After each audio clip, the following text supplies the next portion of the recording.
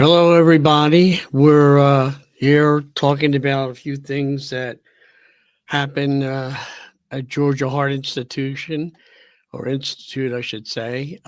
Brings me back. I'll start where so everybody can get an idea on where I'm coming from.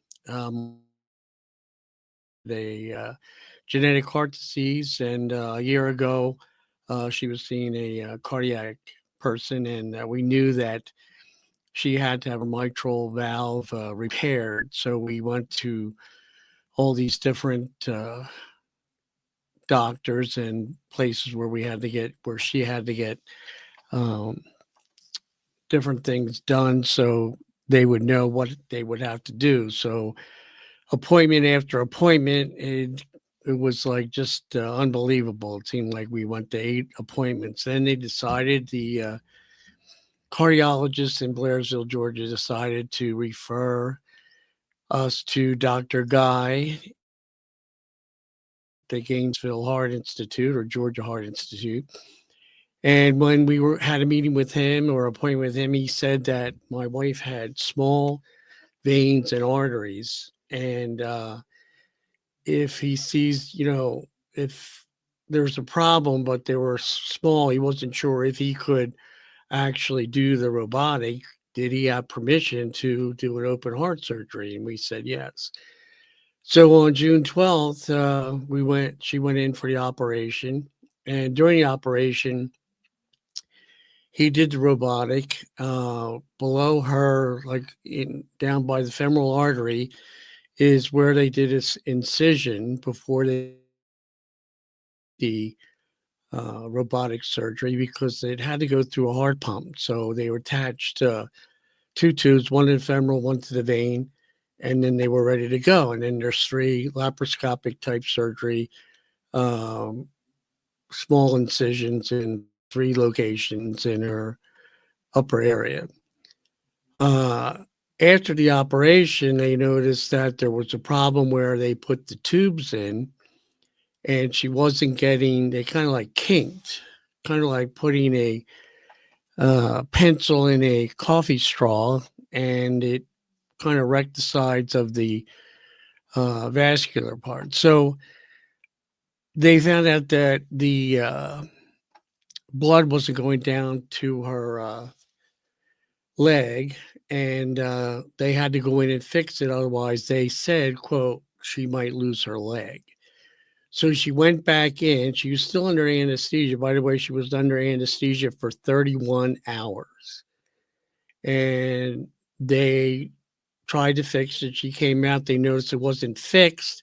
She went back in for another surgery. 2 thoracic surgeons. The second thoracic surgeon called me and said, this is above my expertise. The guy who did this screwed it up. So next, to fix it, they got a plastic surgeon, and Dr. Shaheen. He went in, tried to get a piece of skin or tissue from the upper part of, it basically was a flap from the incision. That didn't work. He had to go back in, and then he kind of ripped out the one of the quad muscles and fixed it. Well, by having her quad muscle removed, there was a big incision, and at the top where her groin is, they had to put a wound vac on it because they had to get it to heal. It was like about 2-3 inches across, and all you saw was the muscle. It looked like a raw piece of meat. So they put a wound vac in, and the advertisement says 3 to 5 days recovery. Well, to me, that's false advertising, in my opinion. She was in the hospital for 51 days. That's it, 51. She was under anesthesia for 31. Okay. She couldn't walk on her own while she was in the hospital. And there was, a little sidebar here. It seemed like doctors and PAs were coming out of the woodwork and going in and seeing about this, seeing about that. And I don't want to get ahead of myself, but the bill was over $1 million. $1 million. So they wanted to put her in rehab, which was like an hour and a half from where we are. And I said I wanted her in Lake Chatuge. They didn't want to put her in Lake. They didn't admit it, but they never called Lake Chatuge. So finally, I said I want her discharged. Well, it took 4 days to get her discharged. And people didn't know what the hell they were doing. So with that being said, I took her out of there and brought her home, and the amount of the drugs that she had to take every 8 hours, she needed like saline, heparin, and another concoction every 8 hours. It was like rough. Then after that, she got a UTI, and it was like I didn't know who she was. She was like delusional and so forth. I finally did some research on UTI, and it's terrible. So I finally said I can't do this anymore. So I put her in rehab in Lake Chatuge. Lake Chatuge was wonderful. They basically got her walking again and so forth.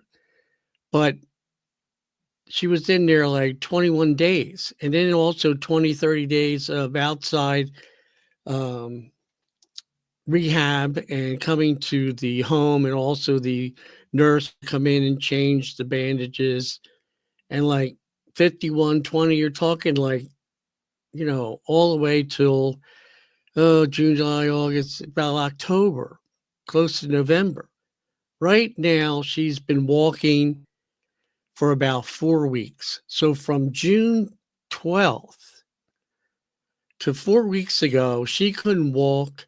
Her body is mutilated. She has scars. She has where it healed below her abdomen. She is overweight. Her abdomen, her belly does go down over it. The one where Dr. Guy, and I quote, he had to cut under her armpit and put his hand in there to take out the blood clots that were in there. So in the 51 days, besides the blood clots, there was AFib and other problems that she was going through. She had pneumonia. She got pneumonia.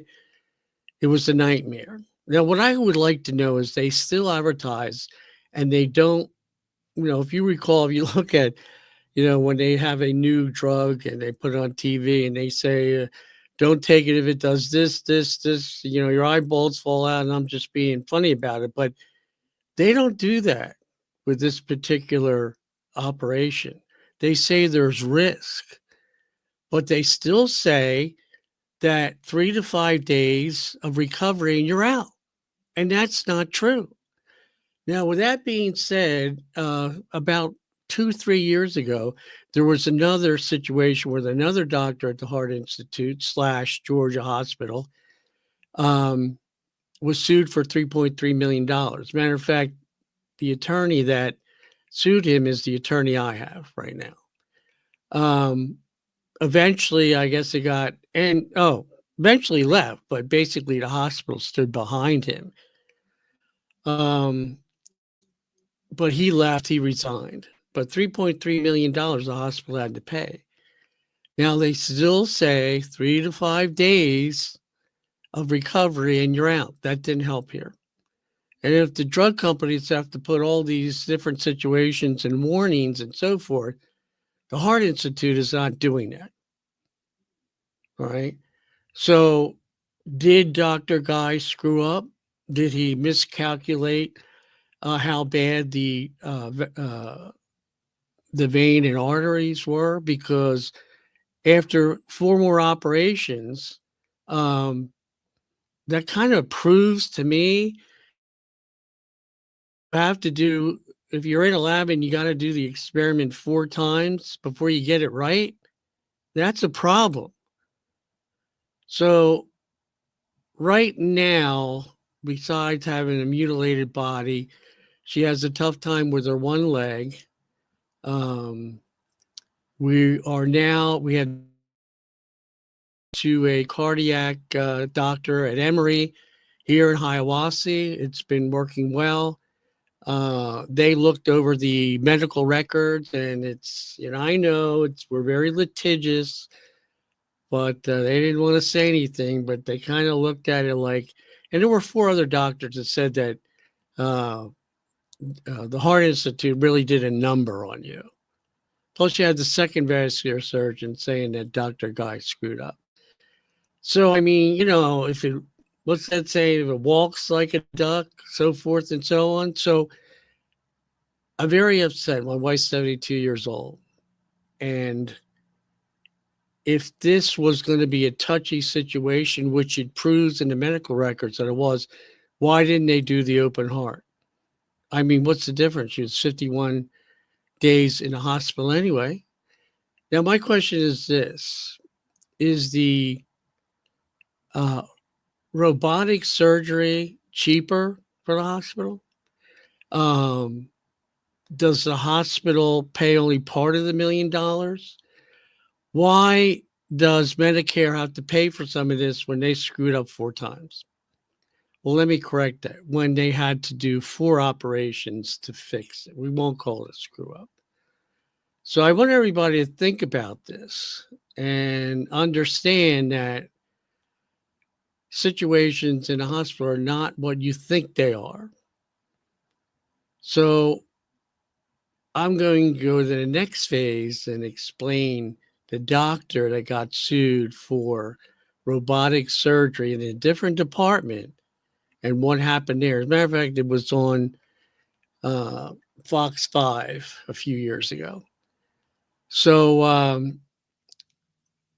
when you have someone say that there's a possibility, now I heard all this stuff like for the administration, there's a risk. My other question is this: when does risk stop and incompetence start?